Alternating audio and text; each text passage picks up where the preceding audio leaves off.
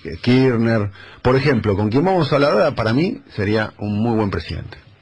Conoce cómo funciona el Estado, sabe cómo funciona el Estado. Una maquinita el Estado, ¿eh? Toda la gente que ha hablado de él siempre ha destacado su capacidad de gestión en un lugar clave, ¿no? Bien. Era el 5 que distribuía. Sí, muy ordenado. Muy ordenado. Muy obsesivo. Tal cual. El escritorio de él no tiene nada. Nada. Una compu. El escritorio de él no tiene nada. No era una compu. No tiene nada, pero nada, él no tiene una virome, no tiene un papel. Nada. No sé cómo hace, ¿eh? Pero aún hoy, cuando está en la actividad privada, hay una computadora y todo. Pero prolijo. sabe todo, está enterado de todo. Claro. Y fue, para mi gusto, fue probablemente el mejor jefe de gabinete que tuvo el kirchnerismo, ¿no? Exactamente. No sé qué opinará él. Vamos a ver qué dice él mismo. Sí. Sí, mirá cómo lo estamos elogiando, No, le estamos metiendo un inflador como para que entre hoy con San Paoli. Yo te digo que fue el mejor, para mí fue el mejor. Norita Lafón dice que fuiste el mejor jefe de gabinete. ¿Puedes saludarlo, Norita? Salúdalo vos, por favor. Hola, ¿qué tal, Aníbal Fernández? ¿Cómo estás? ¿Cómo estás? Acá en la mesa. Hola. Te estamos saludando. Hola, buen día. Che, ¿por qué no me presentan a ese tipo? Vamos a hablar, está hablando Roberto Caballero, Pablo Caruso, yo Daniel Doñetti y Nora Lafón. Y vos sos Aníbal Fernández, ¿eh? ¿Cómo andas, Aníbal? No, ¿Bien? Bien, ¿vos? Bien, todo bien. Bueno, estamos acá. La pregunta que hizo Roberto es, se lanza la candidatura presidencial de Agustín El Chivo Rossi, entre otras candidaturas. A mí me parece bárbaro de todos los compañeros que tienen estatura para poder discutirlo, salgan a trotar ya. Chivo es uno, Coqui, Alberto Fernández, Felipe Solá, pues, lógicamente Cristina, que además tiene un toque de aristocracia, fue 2 veces presidenta de la nación, que ya sacan a trotar, y después veremos ya por abril, mayo del año que viene, quiénes son los que realmente mueven el amperímetro, y las discusiones se dan de esa manera. ¿Abril, mayo no es un poco tarde, Aníbal? No, falta muchísimo tiempo. Falta muchísimo tiempo. ¿Sabes cuándo se empiezan a definir las candidaturas? Cuando vos en la carrera ves el alambrado adelante tuyo. Porque si no, todo el mundo cree que tiene posibilidades y que tiene que seguir trotando para tratar de llegar, siguiendo con la misma metáfora. Y bueno, ¿quién le va a decir que no? ¿Quién es el dueño del dedo para decir que no? La realidad es que, bueno, cuando ya se ven los límites y no te dan los números, en algún momento empiezan a bajarse los que lo intentaron y no llegaron. Y bueno, es la mejor forma de poder ir definiendo quiénes están en condiciones de correr esa carrera y quiénes no. ¿Y qué características tiene que tener el candidato de la oposición el año que viene? Vos ya diste algunos nombres propios: Alberto Fernández, El Chivo Rossi, Capitanich, Felipe Solá, Cristina. Compañeros y formados. Compañeros y formados. No se puede improvisar, sobre todo en la Argentina que va a quedar después de semejante cataplasma, ¿no? Una Argentina hecha a pedazos, endeudada hasta las verijas, discuten el déficit fiscal, pero ninguno habla del déficit fiscal generado por los intereses, que va a ser superlativo, más de 4 puntos del Producto Bruto Interno, 325.000 millones de dólares de deuda, sin resolver aún el 1.300.000 millones de pesos de las LEVAC, con un presente griego del Fondo Monetario que te va a pedir la vida con tal de poder otorgarles los beneficios que dan, stand-by parecido al que les ha otorgado a Irak, a Kenia y a Turquía en las peores condiciones, a Grecia, en las peores condiciones y con los resultados conocidos, donde pagan el plato roto los más perjudicados de siempre, los viejos que ya le sacaron los remedios, los docentes que le sacaron la paritaria, los pibes que le sacaron los libros y las computadoras. Era una Argentina que hay que dar la vuelta otra vez y empezar desde el infierno como hizo Néstor Kirchner. Entonces son muchas las cosas que tocan verse. Ahora, Aníbal, Pablo Caruso te saluda. En ese contexto hay un desafío importante e interesante, que es que la sociedad logre visualizar su elección en función de un proyecto político y no necesariamente de alguien que garantice orden y estabilidad, ¿no?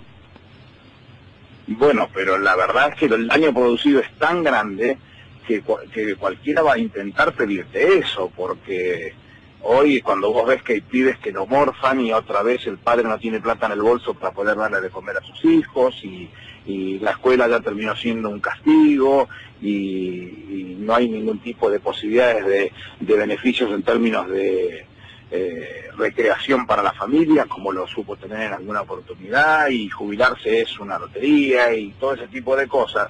bueno, en algún momento alguno empieza a pedir o a razonar que pueden existir otras cosas, pero va a haber que esperar tiempo para poder volver a una Argentina que cree en sí misma y que pueda darle ese tipo de posibilidades que las arrebató la derecha conservadora corrupta que nos gobierna. Claro, pero puede ser un clima fértil para lo que hoy se empieza a denominar como el plan B del gobierno para garantizar, lo que dicen los propios ministros y el presidente, ¿no? Garantizar que el modelo siga, no necesariamente con Cambiemos, pero sí con alguna expresión quizá del peronismo que aproveche, digamos, el ajuste heredado, si vos querés, pero no un cambio de modelo pensando en la experiencia de los últimos 12 años.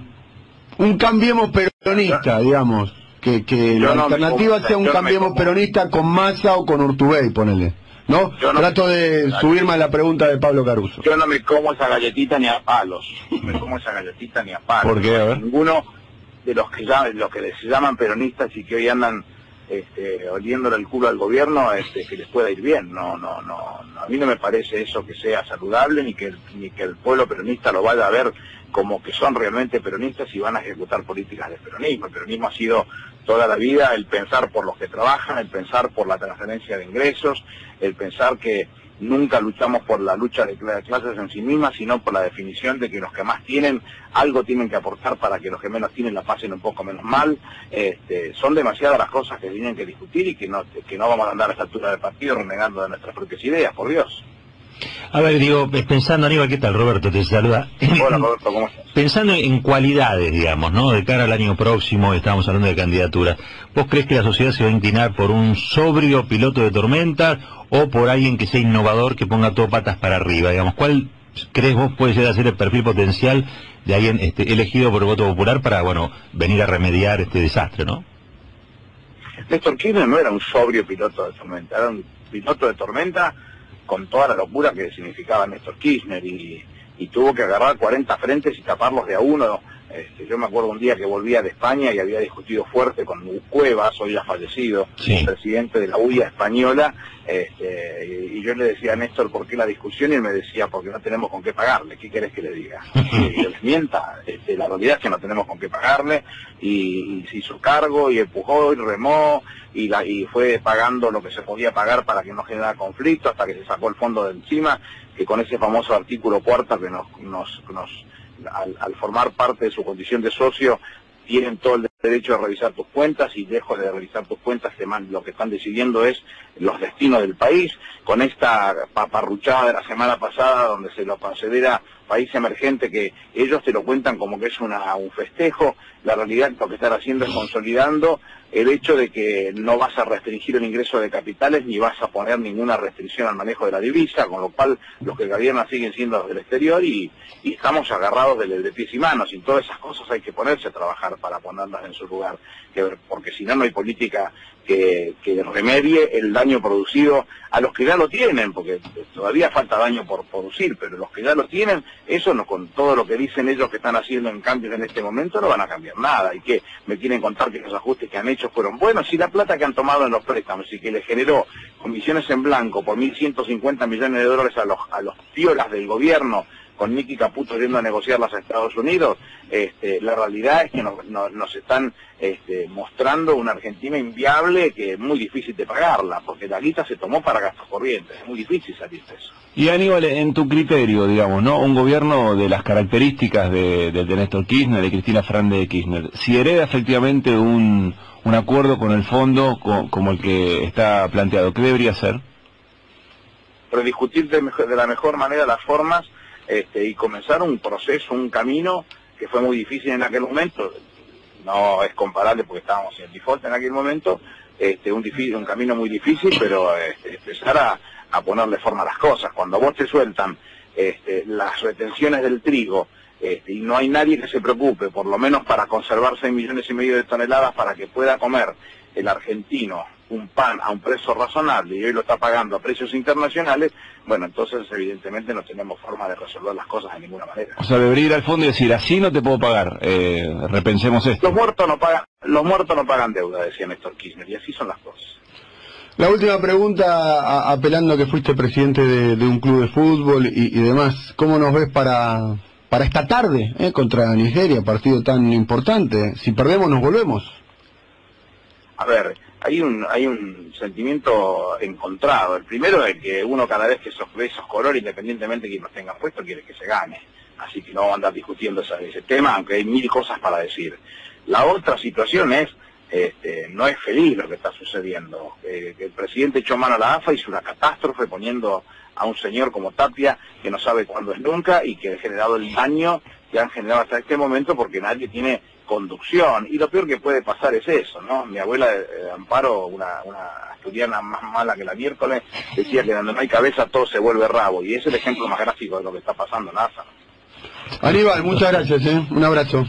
Un abrazo muy grande. Hasta luego. Aníbal Fernández fue jefe de gabinete de ministros, ¿no? Uno de los mejores, ¿no? Junto a Alberto Fernández, también hay que poner en esa lista, a Coqui Capitaní. Donde no hay cabeza todo se vuelve rabo, me encantó. Además, una gran frase. Que definiera así a su abuela, más mala. Donde no hay cabeza todo se vuelve rabo, y está dicho elegantemente, ¿no? Claro. Che, no, realmente no.